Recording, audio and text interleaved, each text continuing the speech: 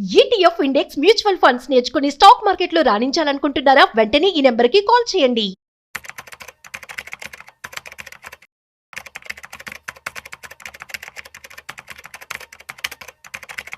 Sir నమస్తే sir. నమస్తే అండి. సార్ సుందరరామరెడ్డి గారు, ఏంటి ఇవాళ మార్కెట్లు పెద్ద ఎత్తున వాలటాలిటీ నడుస్తుంది, బ్లడ్ బాత్ అని చెప్పుకోవచ్చు.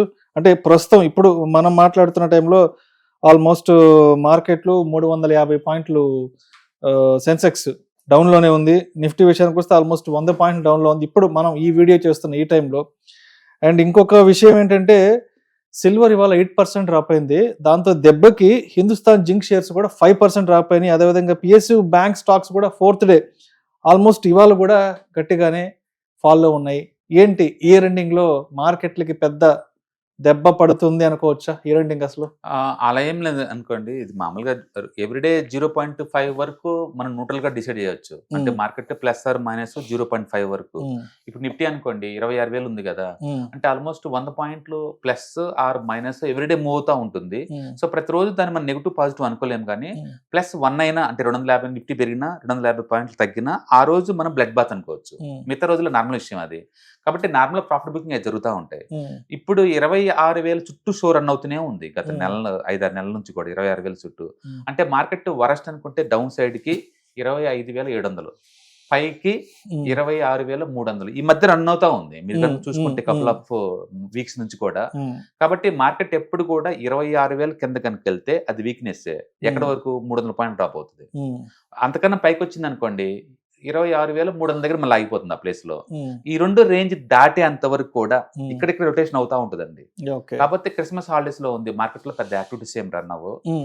అండ్ మెటల్స్ కొంచెం ప్రెజర్ అయ్యి గురి అయ్యే ఛాన్స్ ఉంది. ఎందుకంటే వెండి షార్ప్ గా 10% ప్లస్ లో ఓపెన్ అయింది కాబట్టి అక్కడ నుంచి కరెక్షన్ అయ్యి గురి అయ్యే ఛాన్స్ ఎక్కువ ఉంది. ఆ ప్రెజర్ తోటి మిగతా మెటల్స్ అని పడే ఛాన్స్ ఉంది. అండ్ మిగతా వాటిలో బ్యాంక్స్ అన్ని కూడా ఎలాంటి న్యూస్ లేదు. అండ్ ఐటీలో ఎలాంటి న్యూస్ లేదు. అండ్ ఎఫ్ఎంజీసీలో అనుకున్న దానికన్నా ఎక్కువ మూవ్ జరగలేదు. జిఎస్టీ కటింగ్ చేసిన తర్వాత కూడా అనుకున్నంత బూస్ట్ ఏం రావట్లేదు. కాబట్టి ఒకటి మార్కెట్ లో అందరూ హాలిడేస్ లో ఉన్నారు, రెండోది దేంట్లో కూడా పాజిటివ్ న్యూస్ లేదు. అందుకని పెద్ద మూవ్స్ మనం ఎక్స్పెక్ట్ చేయలేము. అందుకని వన్ సైడ్ లో మార్కెట్ మూవ్ అవుతుందని చెప్పలేము. అలాగని ఇది బేరిష్ అని కూడా చెప్పలేము ఈ మార్కెట్ ని, ఎందుకంటే మార్కెట్ రేంజ్ అదే కాబట్టి నెక్స్ట్ ఈ 1 వీక్ కూడా విత్ ఇన్ ద రేంజ్ లోనే మూవ్ అవుతుంది. అంటే మార్కెట్ 26,000కి కిందకి 300 పాయింట్లు కానీ లేదా పైకి 300 పాయింట్లు కానీ ఈ రేంజ్ లో తిరుగుతా ఉందన్నమాట. ఈ రేంజ్ కనుక దాడితేనే క్లియర్ ట్రెండ్ కి మనకు అర్థం అవుద్ది. జనవరి ఎట్లా మార్కెట్ కలిసి రాదు, ఎందుకంటే జనవరి 12th నుంచి రిజల్ట్స్ రావడం బీన్ అవుతాయి. డిసెంబర్ క్వార్టర్ రిజల్ట్స్ అనౌన్స్మెంట్ బీన్ అవుతాయి. ఎవ్రీ ఇయర్ టీసీఎస్ తో బీన్ అవుతాయి. ఈ సంవత్సరం కూడా టీసీఎస్ తో బీన్ అవుతాయి. మళ్ళా ఫిబ్రవరి 1st కి బడ్జెట్ ఉంటుంది. ఆ బడ్జెట్ టెన్షన్స్ మళ్ళీ స్టార్ట్ అయిపోతాయి. అందుకని జనవరి ఫిబ్రవరి నుంచి మనం పెద్ద ఎత్తున ఏమి ఎక్స్పెక్ట్ చేయం, కానీ మార్చి మంత్ ట్రెడిషనల్ గా నిఫ్టీకి బుల్లిష్ అనమాట, కలిసి వస్తుంది. కాబట్టి మనం మార్చి లోపు ఈ రేంజ్ బ్రేక్అవుట్ అవుతుందని అనుకోవట్లేము. బట్ మార్చి తర్వాత ఖచ్చితంగా బ్రేక్అవుట్ అవుతుంది జోన్ పాజిటివ్ బయాస్ మీద. మొత్తానికి మార్కెట్ అయితే పాజిటివ్ బయాస్ మీద ఉంటదండి ఓవరాల్ ఇండెక్స్ లో అయితే. అంటే స్టాక్ స్పెసిఫిక్ యాక్షన్ నడుస్తూ ఉంటది. ఫర్ ఎగ్జాంపుల్ మొన్నటి వరకు మెటల్స్ రాకింగ్, అన్ని మెటల్స్ 20% సింగిల్ మంత్ పెరిగిపోయినాయి. అండ్ లాస్ట్ 4 days లో railway stocks, railway capacity double చేస్తున్నారు ఇండియాలో. నెక్స్ట్ 5 years లో రైల్వేస్ మొత్తాన్ని డబల్ చేస్తున్నారు దానికి హోల్డింగ్ కెపాసిటీని. ఆ న్యూస్ తోటి 4 రోజులు మూవ్ అయినాయి, మళ్ళీ ఈ రోజు అయిపోయినాయి. బట్ ట్రెడిషనల్ గా రైల్వే స్టాక్స్ అన్ని కూడా జనవరి మంత్ బాగుంటుంది, జనవరి మూవ్ అయ్యే ఛాన్స్ ఎక్కువ ఉంది. అంటే గవర్నమెంట్ వాళ్ళు నిన్న షిప్పింగ్ పాలసీ పట్టుకొచ్చారు. మళ్ళీ షిప్పింగ్ ఇండస్ట్రీస్ కూడా ఏంటంటే వాళ్ళు పిఎల్ఎస్ స్కీమ్స్ అప్లై చేస్తున్నారు. దాంతో ఈ రోజు షిప్పింగ్ స్టాక్స్ అన్ని కూడా పాజిటివ్ బాస్ మీద రన్ అవుతా ఉంది అనమాట. అట్లా స్టాక్ స్పెసిఫిక్ రియాక్షన్ తో స్టాక్స్ నడుస్తూ ఉంటాయండి. అదర్వైజ్ అయితే మార్కెట్ సైడ్ వేలో ఉండే ఛాన్స్ ఉంది. అంటే గ్లోబల్ కూడా ఎలాంటి క్లూస్ లేవు. ఈ రోజు వరల్డ్ మార్కెట్ మొత్తం కూడా సైలెంట్ గానే ఉంది. క్రిస్మస్ హాలిడేస్ లో ఉంటుంది కాబట్టి జనవరి 1st వీక్ వరకు కూడా పెద్ద మూవ్స్ మనం ఎక్స్పెక్ట్ చేయలేము. బట్ స్టాక్ స్పెసిఫిక్ న్యూస్ నడుస్తుంటాయి కాబట్టి ఇండివిజువల్ స్టాక్స్ మూవ్ అవ్వచ్చు. మొత్తం చూసుకుంటే బ్రెత్ నెగిటివ్ బయాస్ మీద ఉంది. అందుకని మార్కెట్ లో మూమెంట్ పెద్ద లేదు కాబట్టి పెద్ద మూవ్స్ మనం ఎక్స్పెక్ట్ చేయలేము. సో అయితే మొత్తానికి 2025 అంతా కూడా మార్కెట్లకి పెద్ద దెబ్బలు జరిగాయి. అంటే చెప్పాలంటే గ్లోబల్ గా పెద్ద ఎఫెక్ట్ మార్కెట్ల మీద పడింది కాబట్టి. సో అంటే 2026 నుంచి ఇవన్నీ కొంత సైడ్ చేసుకుని మార్కెట్ లో ఏదైనా పాజిటివ్ గా వెళ్ళే అవకాశం ఉందంటారు కొత్త సంవత్సరం నుంచి? డెఫినెట్ గా అండి. 25 లో వరల్డ్ మార్కెట్స్ మొత్తం కూడా +20 లో ఉంటే ఇండియన్ మార్కెట్ ఏమాత్రం మూవ్ లేకుండా ఇంకా దారుణమైన లాసుల్లో ఉన్న ఈ సంవత్సరం మిగిలిపోద్ది అది. ఎందుకంటే అమెరికాకి మనకి 20% డీవియేషన్ నడుస్తుంది ఇట్లా. అండ్ రెండోది ఈ సంవత్సరం సర్ప్రైజింగ్ పాకిస్తాన్ ఇది నెంబర్ 1 మార్కెట్, హాంకాంగ్ ఇది నెంబర్ 2 మార్కెట్ గెయిన్స్ లో. ఇండియా ఇది వరస్ట్ మార్కెట్ బాటంలో ఉంది. కాబట్టి ఆ డీవియేషన్ టూ మచ్ వస్తుంది వరల్డ్ వైడ్ అన్ని చోట్ల చూసుకున్నా సరే. అండ్ సిల్వర్ హిస్టరీలో మిగిలిపోతుంది లిటరల్లీ 170% అప్ తోటి. అండ్ గోల్డ్ ఆల్మోస్ట్ 70% తోటి అది కూడా చరిత్రలో నిలిచిపోద్ది. అందుకే 2025 లో మార్కెట్లో ఏంటంటే కొన్ని అసెట్స్ బీభత్సమైన పర్ఫార్మెన్స్ చేస్తే small caps, micro caps, bit coin, crypto currencies మొత్తం దారుణంగా డివేట్ కింద డౌన్ అయింది అనమాట. కాబట్టి ఎక్స్పీరియన్స్ ఎందులో పెట్టారని దాన్ని బట్టి ఉంటుంది అనమాట ఓవరాల్ గా. మొత్తానికి మ్యూచువల్ ఫండ్స్ లో ఈటీఎఫ్స్ లో పెట్టిన వాళ్ళు అయితే మాత్రం దారుణంగా లాస్ అవ్వలేదు, ఎంతకంత పాజిటివ్ బ్యాచ్ మీద ఉంటారు. అంటే స్టాక్స్ లో పెట్టిన వాళ్ళకి స్టాక్ స్పెసిఫిక్ క్యాష్ నడుస్తుంటది. అంటే పర్టికులర్ గా మీరు కనుక బ్యాంకింగ్ అండ్ ప్రైవేట్ బ్యాంక్స్ లేదా పబ్లిక్ సెక్టర్ బ్యాంక్స్, ఆటోమొబైల్ వాటిలోకి అండ్ ఫినాన్స్ లో కానీ పెట్టున్నా అండ్ మెటల్స్ లో పెట్టున్నా సరే యూఆర్ ఇంటూ సేఫ్ సైడ్ ఈ సంవత్సరం. ఇది కాకుండా వేరే సెక్టర్స్ లో ఎక్కడ పెట్టినా సరే ఎంతకంత దారుణమైన లాస్ వచ్చి ఉంటుంది. అంటే కాకపోతే కోవిడ్ అంత దారుణమైన లాస్ వచ్చిన సంవత్సరం ఇది మిగిలిపోద్ది. కోవిడ్ తర్వాత ఈ మధ్యకాలంలో ఈ సంవత్సరం మిగిలిపోద్ది. ఎకానమీ చాలా స్ట్రాంగ్ గా ఉంది. లాస్ట్ క్వార్టర్లీ గ్రోత్ 8.5 దాకా వచ్చింది. ఓవరాల్ ఇండియన్ జీడీపీ గ్రోత్ 7.5 వచ్చే ఛాన్స్ ఉంది. జిఎస్టీ కలెక్షన్స్ ఏమాత్రం తగ్గలేదు, ట్యాక్స్ కలెక్షన్స్ ఏమాత్రం తగ్గలేదు. అంటే గవర్నమెంట్ పరంగా ట్యాక్స్లు 12 lakh వరకు ఈ సంవత్సరం ఎగ్జామ్షన్ ఇచ్చేసారు. That is one of the best వేగా గుర్తుండిపోద్ది. అలాగే జిఎస్టీలు కూడా మొత్తం ఆల్మోస్ట్ 300 ఆర్టికల్స్ మీద జీరో చేసి పడేశారు. జిఎస్టీ బాగా తగ్గించారు. ట్యాక్స్ రిఫార్మర్స్ లో గుర్తుండిపోయే ఇయర్ లాగా ఉంటుంది. షిప్పింగ్ ఇండస్ట్రీలో మోస్ట్ యాక్టివ్ ఇయర్ గా మిగిలిపోద్ది ఇది. కాబట్టి గవర్నమెంట్ పరంగా అన్ని పాజిటివ్ బ్యాస్ మీద బాగానే ఉన్నాయి. బట్ స్టిల్ మార్కెట్ రియాక్ట్ అవ్వట్లేదు. అదే టైంలో ఎఫ్ఐఎస్ 3 లక్షల కోట్లు విత్డ్రాల్ చేశారు కంటిన్యూస్ గా 2 సంవత్సరం. లాస్ట్ ఇయర్ తీశారు 3 లక్షల కోట్లు, ఈ సంవత్సరం తీశారు. అదే టైంలో లాస్ట్ ఇయర్ లో 5 లక్షల కోట్లు డిఐఎస్ పంప్ చేశారు మార్కెట్ లోకి. ఈ సంవత్సరం 7 లక్షల కోట్లు పంప్ చేశారు డిఐఎస్. అయినా సరే మార్కెట్ కొద్ది కూడా మూవ్ అవ్వలేదు. రెండోది ఐపీఓస్ లో చరిత్రలో మిగిలిపోయే ఐపీఓస్ అనమాట. బిగ్గెస్ట్ ఐపీఓ ఇయర్ గా 2025 మిగులుతుంది. అంటే మెజారిటీ ఐపీఓస్ మొత్తం అట్టర్ ఫ్లాప్ ఈ సంవత్సరం. ఐపీఓ రాంగ్ అని 3 రోజులు ముందు పోద్ది, మొత్తం కొలాప్స్ అవుతా పోతుంది. ప్రతి దానికి అదే స్ట్రక్చర్. ఎంత ఫండమెంటల్ సౌండ్ ఉన్నా సరే, బజాజ్ హౌసింగ్ ఫైనాన్స్ అయినా సరే, అది ఓలా అయినా సరే, 3-4 రోజులు ముందుకు వెళ్తాం. తర్వాత నుంచి కంటిన్యూస్ పడుతూనే ఉంది. మోస్ట్ ఐపీఓస్ వచ్చిన సంవత్సరం లాగా కూడా 2025 మిగులుద్ది. మోస్ట్ రీసెంట్ ఫ్లాప్లు కూడా 2025 మిగులుద్ది. కాబట్టి 2025 very the toughest year. And పెద్ద ఇన్వెస్టర్స్ పోర్ట్ఫోలియో కూడా 30% దాకా లాస్ అయింది. కాబట్టి ఈ సంవత్సరం అంత పాజిటివ్ మెమరీస్ అయితే ఎక్కువ మంది ఉండదు, ఎక్సెప్ట్ స్టాక్ స్పెసిఫిక్ కొన్ని తీసుకుంటే లేదా మెటల్స్ లో పెట్టింటే తప్ప.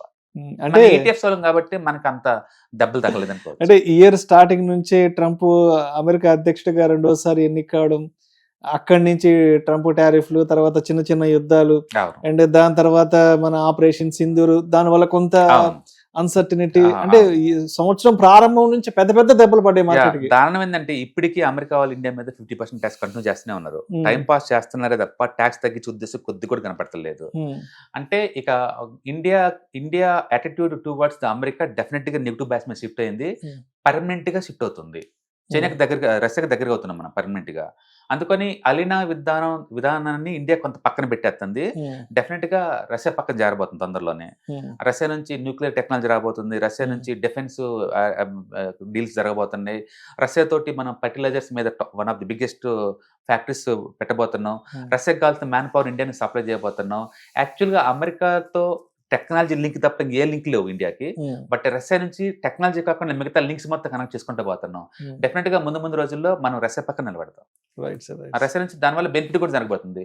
ఎండ్ ఆఫ్ ది ఇండియాకి ఏంటంటే నువ్వు ఎంత ఫాస్ట్ గ్రో అయ్యో దాని మీద నీకు ఇండివిజువల్ రెస్పెక్ట్ దొరికింది తప్ప అమెరికాకి లొంగితే నీకేం రాదు.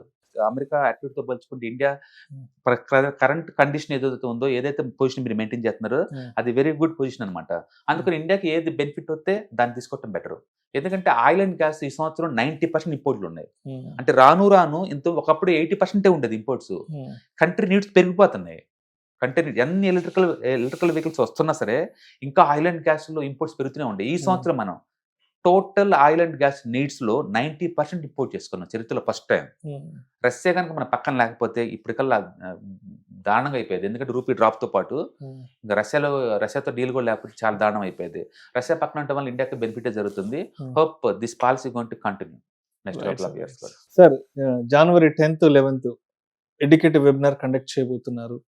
సో ఈసారి ఎటువంటి కంటెంట్ తో ఆడియన్స్ ముందుకు రాబోతున్నారు, ఎటువంటి నాలెడ్జ్ షేరింగ్ చేయబోతున్నారు? ప్రతిసారి మనం మంత్లీ 2 times కండక్ట్ చేస్తూ ఉంటామండి ఆన్లైన్ వెబినార్స్. దీంట్లో మనకి ETFs, index funds, mutual funds అవంటే ఏంటి, వాటిని మనం ఎక్కడి నుంచి ట్రాక్ చేసుకోవచ్చు, అండ్ మీకు ట్రేడింగ్ అకౌంట్ అంటే ఏంటి, డిమాట్ అకౌంట్ అంటే ఏంటి, వాటిలో మనం ఎలా వీటిని ఇది చేసుకోవచ్చు, అలాగే సిడిఎస్ఎల్ లేదా ఎన్ఎస్డిఎల్ వాటి నుంచి ఎలా ట్రాక్ చేసుకోవచ్చు, మీకు వీటన్నిటికీ మీకు ఐడియా జనరేట్ అవుతుంది అనమాట. చాలా మంది స్టాక్ మార్కెట్ అంటే ఎక్కడ బిగించేయాలి, ఎలా బై చేయాలి, ఎలా సెల్ చేయాలి, ఏట్లో చేసుకుంటే సేఫ్టీ ఎక్కువ వస్తుందని చెప్పేసి ఎంక్వైరీ చేస్తూ ఉంటారు. అలాంటి వాళ్ళకి ఏంటంటే ఈ ప్రోగ్రామ్ ఒక ఫౌండేషన్ లాగా వచ్చింది అనమాట. అందుకని మీరు ఆల్రెడీ ఎంతకంత నాలెడ్జ్ ఉన్నా, అస్సలు నాలెడ్జ్ ఏం లేకపోయినా మార్కెట్ గురించి, అంటే రిస్క్ లేకుండా ఈ మార్కెట్ ని హ్యాండిల్ చేయాలంటే మనకున్న ఆప్షన్ ఏంటంటే ఈటీఎఫ్స్, ఇన్వెస్ట్మెంట్స్, మ్యూచువల్ ఫండ్స్ అనమాట. కాబట్టి మీరు స్టాక్ మార్కెట్ ని ఎక్స్ప్లోర్ చేయాలంటే మాత్రం ఒక స్టార్టింగ్ స్టెప్ గా, లేదా ఎక్స్పీరియన్స్ ఉన్న వాళ్ళకి కొంచెం అడిషనల్ మనీ మేక్ చేయడం కోసం ఈ ప్రోగ్రామ్ బాగా యూజ్ అవుతుంది అనమాట.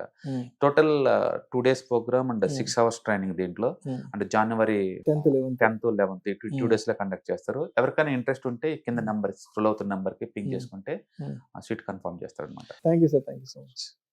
ETFs, index funds and mutual funds, మీరు కనుక స్టాక్ మార్కెట్ లో ఎంటర్ అవ్వాలనుకుంటే, మార్కెట్ లో స్టాక్స్ డైరెక్ట్ గా ఇన్వెస్ట్ చేసే బదులు కపుల్ ఆఫ్ స్టాక్స్ ఇన్వెస్ట్ చేయడం ద్వారా ఏంటంటే ఆటోమేటిక్ రిస్క్ తగ్గించుకోవచ్చు. కాబట్టి మీరు బిగినర్ అయినా లేదా ఎక్స్పీరియన్స్ పర్సన్ అయినా సరే, మార్కెట్ లో సేఫ్ సెక్యూర్ వేలో లాంగ్ టర్మ్ లో సస్టైనబిలిటీ కావాలంటే ఈ ప్రొడక్ట్స్ లో ఇన్వెస్ట్ చేయడం ద్వారా దాన్ని సాధ్యం చేసుకోవచ్చు అనమాట. కాబట్టి మీకు ఎవరికైనా సరే ఈ ETFs, index funds, mutual fund లో ఇన్ డెప్త్ నాలెడ్జ్ కోసం అండ్ గైడెన్స్ కోసం ఈ ట్రైనింగ్ ప్రోగ్రామ్ అటెండ్ అవడం ద్వారా మీరు మనీ మేక్ చేసుకోవచ్చు. కాబట్టి మీకు ఇంట్రెస్ట్ ఉన్న పార్టిసిపెంట్స్ ఈ వీకెండ్ లో జరిగే వెబినార్ అటెండ్ అవడం ద్వారా, ఇందులో ETFs, index funds, mutual funds అంటే ఏంటి, వాటిని ఎలా మనీ మేక్ చేసుకోవాలి, వాటిని ఎలా మేనేజ్ చేసుకోవాలి, వాటి గురించి కాంప్రహెన్సివ్ ట్రైనింగ్ మీకు ఈ ప్రోగ్రామ్ లో అందించబడుతుంది. ఈ వీకెండ్ లో జరిగే ఈ ప్రోగ్రామ్ కి ఎన్రోల్ చేసుకోండి. Thank you.